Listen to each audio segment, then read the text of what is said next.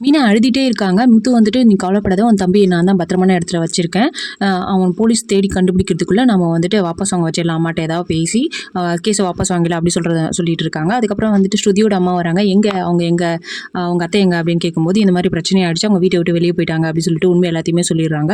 உடனே அவங்க வந்துட்டு, "உன்னால தானே இது மாதிரி ஆயிடுச்சு. உன் தம்பி திருடி இருக்கான். நீ இந்த வீட்ல இருக்கியே." அப்படின்னு சொல்லிட்டு ஸ்ருதியோட அம்மா வந்துட்டு மீனா கிட்ட வந்து கேட்குறாங்க. அவங்க வந்து அழுதுட்டே போயிடுறாங்க. ஸ்ருதிய தனியா கூட்டு போயிட்டு வந்துட்டு, இங்க நீ வந்து எங்களுக்கு எல்லாருக்குமே வந்து அசிங்கமா இருக்கு. நீங்க எங்க கூட வந்துருங்க." அப்படி சொல்லிட்டு ரவியும் ஸ்ருதியும் வந்து கூப்பிடும்போது, "நாங்களாம் வர முடியாது.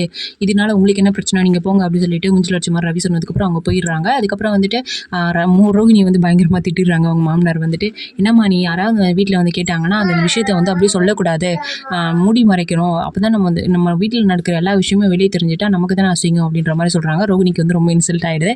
ஸோ இந்த சைடு வந்து மீனா வந்து ரொம்ப அழுதுட்டே இருக்காங்க. என்ன அப்படின்னா, அவங்க அம்மா வந்துட்டு போலீஸ் ஸ்டேஷன்ல போய் உட்கார வச்சாங்களாம்.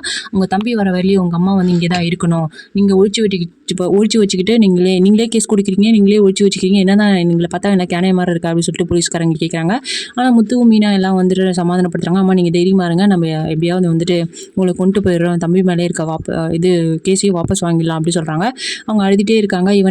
"இவனால தான் அப்பாவும் செத்தாங்க. இப்ப நானும் அவனால தானே சாவப்போறோம்." அப்படின்ற மாரி சொல்றாங்க.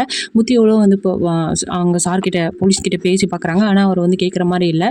"நீங்க வாபஸ் வாங்குங்க. இல்லன்னா அவன கூப்பிட்டு வந்து விடுங்க. அது வரையும் இவங்களும் வந்து இதுக்கு உடந்ததா அப்படி சொல்லிட்டு நாங்க கேஸ் ஃபைல் பண்ணிடுவோம்." அப்படின்னு வந்து மிரட்டுறாங்க. இதோட இன்னைக்கு ஒரு எபிசோடு முடிஞ்சிருச்சு.